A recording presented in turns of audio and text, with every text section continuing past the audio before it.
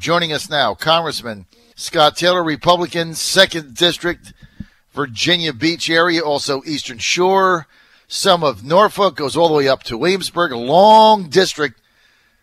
Representative Taylor, good to have you with us, man. Good morning, John. It was great running into you yesterday.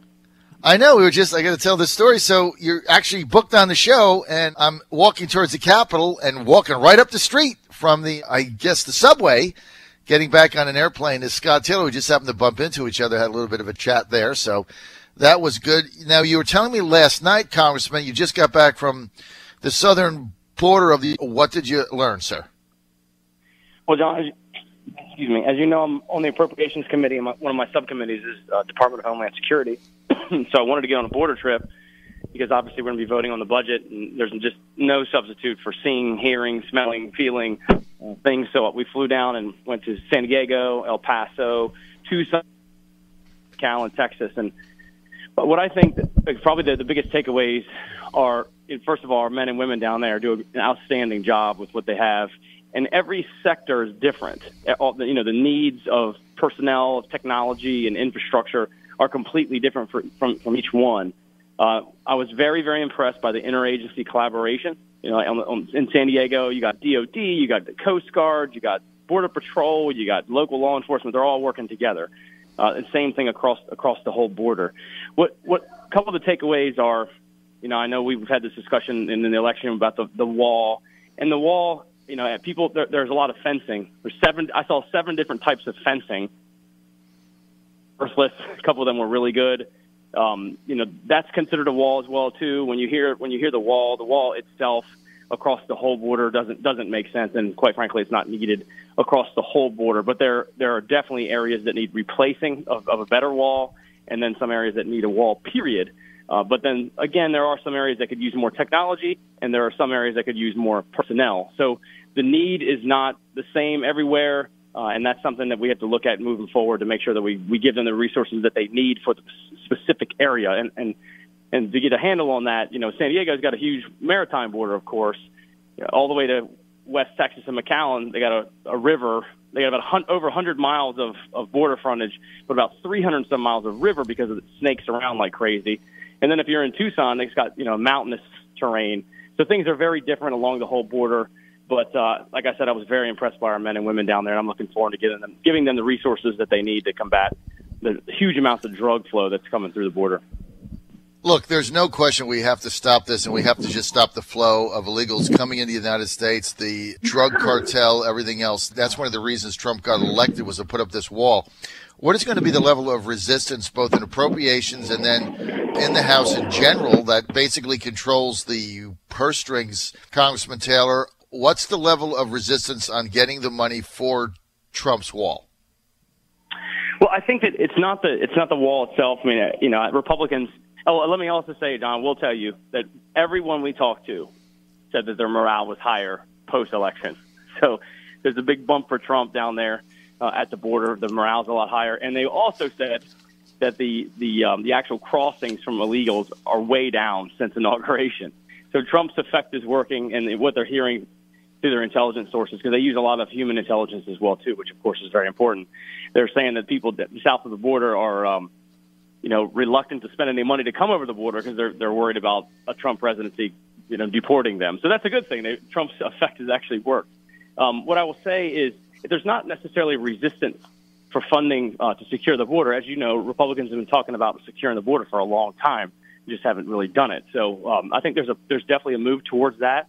But there's also sort of, because it's such a big issue and highlighted by the president, there's more of a microscope on it. So you're seeing more and more members go down there to really get a handle on it. Like I said, I was down there this weekend. There's another trip this upcoming weekend to see there, so that if we're using our tax dollars, it's used in the correct way. And, like I said, the wall makes sense in a lot of areas, and they need replacement wall in a lot of areas, but there are also plenty of places that they need more personnel or technology.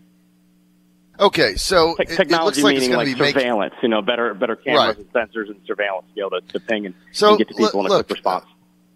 One thing we all love about you, Scott Taylor, is you're no BS, you tell the truth. So in President Trump's term, are we really going to see a wall there or not?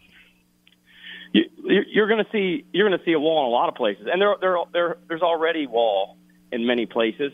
It's a big. But border, that's not my question. But my question is a big beautiful wall in a lot of places, but some places it's not necessarily needed. So it's not going to be a wall all the way across the border, I don't think, because it doesn't make sense terrain wise. Okay, but you're saying that in the areas where the terrain would suggest that you could have a barrier, a wall, and I don't mean a fence or surveillance or drones, a wall, because this is what the president campampaigned on, and we want to hold him accountable. Yes, I do. And like I said, there are areas, John, that have that now, but there are many areas with fence and or wall that are inadequate, that need to be changed, and that big beauty in those areas makes perfect sense. So you are going to see increased fencing or wall, if you will. It's really a wall. I mean, you're talking like steel pipes filled with concrete and rebar in them. So that's pretty much a wall. But it's there's some bit of spacing because you want our officers to be able to see through as well. Okay, Scott Taylor, let's go to healthcare, Ryan Care, that failed so miserably. Now, just coming up on 2 weeks ago on Friday, and the president now, I guess, negotiating with the Freedom Caucus, sending out tweets that are not pleasant, threatening to primary somebody, Justin Amash in Michigan. That isn't going to happen. If you know Trump, we understand how he operates. But this whole thing seems to be a mess. One of the things we were talking about yesterday that I just want to get your thoughts on is, shouldn't leadership in the House be doing the leveraging? I mean, if you were in Virginia, right, you were in the House of Delegates in Virginia. Yeah. I mean, it's like Bill Howe didn't turn any of this stuff over to the governor. He did it himself. I mean, if anybody ever knows Bill Howe, real nice guy, talk softly, forget the stick, he had a bazooka. How do you get your caucus together so that we can repeal and replace Obamacare with something that makes sense? How does this thing work? I think your point is excellent, John. Leadership is about a balance between legitimacy and power, right? And it's a balance. You don't want to overplay either hand. And, there's a series of carrot and stick. And I think, quite frankly, in these negotiations, I think there was too much carrot and no stick.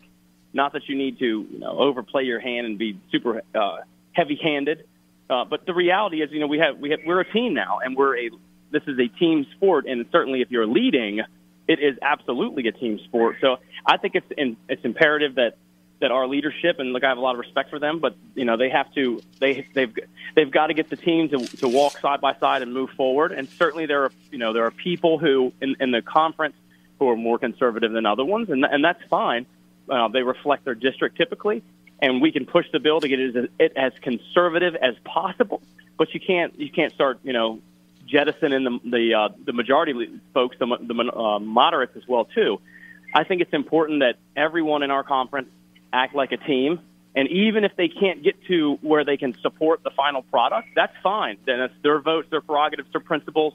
But at the same time, they shouldn't be on TV bashing the team and bashing the process. Opposite, basically, they should be using their influence to make the bill more to their liking. But once that final product's gone there, I mean, this is our agenda. This is us leading, and it's important that we accomplish things.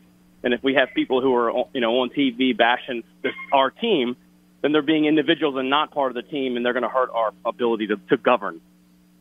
Those TV cameras in the Capitol, those can be a dangerous thing, Congressman. Don't you agree? Yeah, I think so. I mean, look, some folks are incentivized to get on camera, right. if they go against the team, if you will. And right. I think that's okay when we're opposition. It's easy to be in the opposition. It's easy to fight and stuff like that, against the establishment or whatever. But now you are the establishment. We are the establishment. We are the leaders. We are governing. So I think it's important, that, and quite frankly, sometimes in conference, they'll play like a video, a tape of, here's John on CNN doing a good job for the team. Well, guess what? They should play the videos for the other guys right in front of the conference, right in front of their peers. Oh, here's so-and-so on TV bashing you, building your negatives up and hurting our ability to govern. They should put that right in front of their peers. Show them, That's a great idea. I mean, could you imagine being in that conference room downstairs in the basement that you guys have on? You have the videos, and you show a video of somebody trashing Paul Ryan or something, McCarthy. Yeah, now, that would be funny, wouldn't it? Being heavy-handed, it's their words. And it's their word. Like, hey, just who wants to be that guy? Who wants Just to be want to in trenches remind with that guy? You know what I mean? So No, I you're think we right. should do that. You're right. I mean, you've only been there not even 6 months, right? 4 months, but you're getting some of this stuff figured out. We're with Congressman Scott Taylor, Republican representative. He represents the 2nd District of Virginia. That's Virginia Beach, the Eastern Shore. Don't forget that. And it goes all the way up the peninsula to Williamsburg. So he's got a very diverse area of representation. I got a great district, great people. It's a cool district, isn't it? It's cool. It's a cool district. Absolutely. It's a cool district. Okay. So, look, you're a Navy SEAL, man. I mean, you know what's going on, and we know you got the whole, you got your little network of people that tell you the truth, former SEAL members. Everybody knows that, so you can't hide it.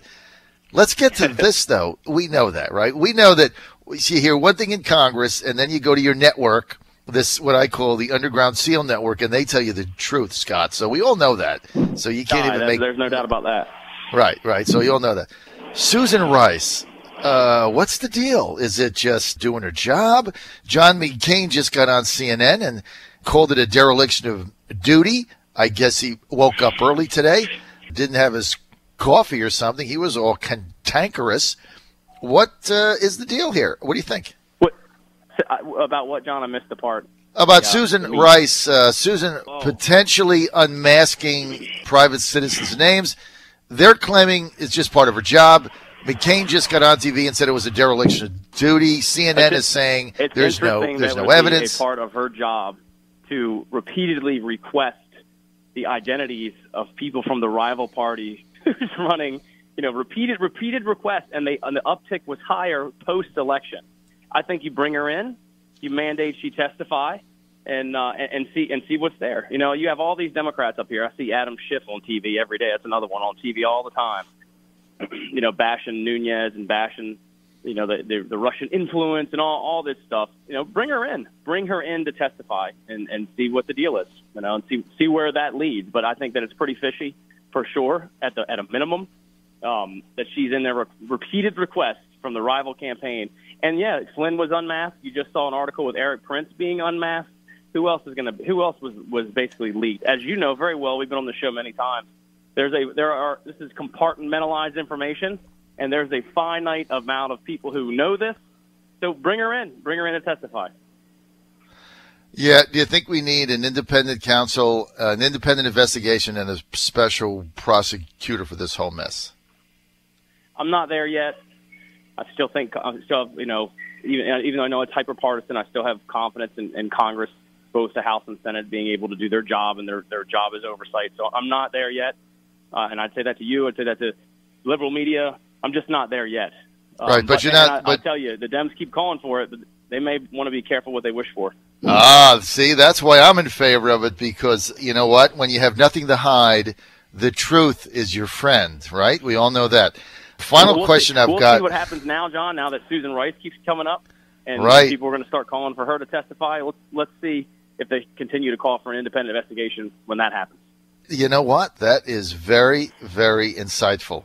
If the Democrats continue to call for a special prosecutor and an independent investigation now that the Susan Rice thing is out there, that's going to mean one thing. If all of a sudden they stop, it's going to make you think, right? It's going to make you think about what really is out there. That's a good, that's Absolutely. Excellent. I've only got 2 minutes here, but this Eric Prince story, Congressman Taylor, really disturbed me yesterday. I mean, really. I read it 3 times. I couldn't believe it. Like, why on earth is Eric Prince setting meetings up with the Russian government through the Saudis, through the UAE? He had no relation to the campaign other than he was a $250,000 PAC donor, right? Why is this guy involved? And why did this happen 10 days before the inauguration? Why not just wait the 10 days, coupled with the fact that this guy is a nefarious character? I mean, he's just not. And then his sister becomes education secretary. What is the deal here with this guy? Well, I don't know Eric personally, and I don't know the facts. And I saw the reporting, of course, and as you said, he is a donor, and he is his sister is Betsy DeVos, and I know for a fact that he has he's got a lot of ties to a lot of people overseas, of course, because of his previous work and also what he's doing now. Let's face it, John, too. Back channels are nothing new. They happen all the time in every administration. So I just don't know the facts, surrounding it. But again, this is someone else. Regardless of what happened, and that sort of should be on the table and debatable now that it's out there for sure. But at the same time, here's another American citizen unmasked. So you got some blame on both sides and everything.